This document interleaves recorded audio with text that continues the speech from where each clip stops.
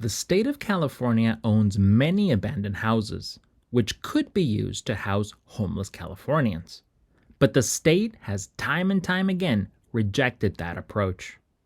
That's why Sandra Saucedo and Benito Flores, two of the reclaimers in the El Sereno neighborhood of Los Angeles, decided to take matters into their own hands by reclaiming the habitable houses for their families and living there as a community for years. But now, with pandemic protections against eviction ending, the reclaimers are in danger of being evicted and being back to living in their cars. What they want is a low-income contract, and they are especially calling out the local state senator, Maria Elena Durazo, for neglecting to help them in their struggle to stay housed. In 2005, I cannot pay the rent no longer. So I need to go to the street and live in this van. I live here 14 years. 14 years before becoming a reclaimer. So that is my history. It's very complicated to live here, and many things. And apparently, HACLA is evicting me to go back to live in my van. That is what they want. Me, myself, I can say, I was sleeping in my car right across the street from here. And it happened that we were really, really desperate to seek shelter and find shelter. So we organized, and this is what we did. We organized people who had, the willingness to come and help us. A lot of organizations were really into the fact that where are the electeds? Where is Kevin De Leon? Where is Maria Elena Durazo? All the services that they claim, they say they provide, no one did. In fact, when we met with Maria Elena, she told us that she cannot help because we put her in a bad position, and that we put ourselves in this bad position, and she cannot help us. She in fact gave us a small background of her story. She said, my parents worked in the fields. I then went to school and I became, senator to help my people. And this is how you should do it. She said, this is not the way to do it. And if you want to take your turn, take a number. And that to me is like, where were you when, it was hundreds of people here in tents before they gated up. It was hundreds of people where, we all had needs. And I asked her, where were you when I needed to defecate somewhere? And now that people, came forward with support of all kinds, emotional, financial, people gave us donations, some people, made sure that we were staying in the homes and the police were not taking us out. So this is where she needs to understand that we're not backing up at all. From the very beginning, we started organizing this campaign to actually have these homes as permanent housing. We don't want to transition out of here. It doesn't make sense. Elena Durazo is very angry at us. And we say we have learned that she is angry at us because we foiled her plan for the empty houses. And what's her plan? We only heard she was planning to sell the empty houses to one non-profit organization who is many people who is family and is friends of her, and only one non-profit, and that is very bad. If she did wrong, if the reclaimers, she said we commit trespassing, we committed a crime. But why are not we in jail? If we committed a trespassing, why we are not in jail? And the reason is because we didn't a crime. the crime is made by Caltran to have these empty houses for 60 years, for 20 years. That is a crime. And then the second thing she said is we foiled her plan for the houses. Okay, tell please, Maria Elena, tell us what was your plan. Show us that you had a very good plan and we foiled your plan. Show us that. It happens that your plan was very dark, very giving money to your friends. That is what it looked like. We need an explanation for that. I want to answer the question that Durazo is asking to us, that we need to follow the law, that she always follow the law, and she want we to be like her, always following the law. But she is forgetting that she was arrested also. She was using civil disobedience to advance the rights of the worker, and we commend that. But she did civil disobedience. The civil disobedience. Now, what we did was civil disobedience against Caltran, because Caltran was committing a very ugly crime, a very big crime.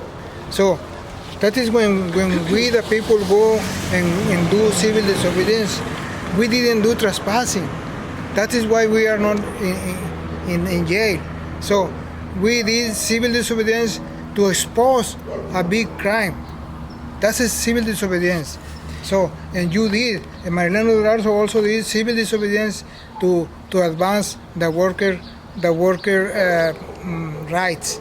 And so, Maria Elena, we the tenants, we the homeless also are workers, and you forget that all the time. Well, we also want to call out Maria Elena because in the process of establishing the land trust, we can tell that we are not preferred. You know, we are not. The land trust is very new, and we have information that Maria Elena Durazo has preference, and of course, economics for women came up, and that makes me think. You know, it makes me believe that deals and other information are being traded behind closed doors and without having the community in mind. Like, do they not know, like, where do they want us to go? Do they want me to go to Orange County or Bakersfield, or where do they want us to go? Like, this is my community and this is where I want to be. When we take the houses, so the governor said we cannot be evicted. We need to stay. So Caltran has a contract, low income contract. So why Caltran didn't give us a low income contract so we can sign and pay the rent in a low income fashion? Mm-hmm. Why they didn't do that? Because if they did, so they cannot evict us if not by just cause. You see? So we, as long as we pay the rent, the low income rent, we could stay here 3 years, 4 years, anytime we want. So, but they don't want that. They want to evict us. What I say is, if people really want to break into these homes, they will. You know, they will. This is the human nature. Human nature is to look for sustainability. And if that's not really provided, or if that's not the environment, then let's create it. Let's be, sustainable. Let's be community-based. I really enjoyed doing this interview. I think they're really, truly inspiring community members, Sandra and Benito. I very much hope that they can stay in their homes. And I'll say there's a few things from their situation that really stood out to me. First, it's really alarming that California owns so many abandoned houses, but isn't using them to house people that are out in the street. It really leads people to question whether the majority party in California, the Democrats, whether they really mean it, whether they really want to solve homelessness. I mean, if they want to do it, why don't they just open up all these abandoned houses? It would transform so many lives for the better. And it would save a lot of money because those structures are already built. And so, you don't have to build whole new structures. They're already there. Maybe they need minor repairs, but that cost pales in comparison to building whole new structures. So there could be a lot of housing for a lot of unhoused people, but they're not doing it. So the other big thing that stands out in this story is Senator Durazo. She seems like just another typical Democratic Party politician. They're quick to talk about how they rose from limited means, but I think it's pretty clear from the interview that's just kind of a way to shield themselves from the criticism that they're not doing enough with their position to help people. In this case, it's obvious that Durazo doesn't care enough about the reclaimer families who are at risk of eviction. Otherwise, she would be taking a more proactive stance to help them. And what most stands out to me is that these families did something really courageous. They took over abandoned houses to meet their family's needs for shelter, which the government and the market had obviously failed to provide at an accessible, affordable rate. Even during the pandemic. In the last bit of the interview, Benito actually made an invitation to other homeless people to join the reclaimers and take over other abandoned houses, which certainly would be bold action by the unhoused community to meet their human need for shelter.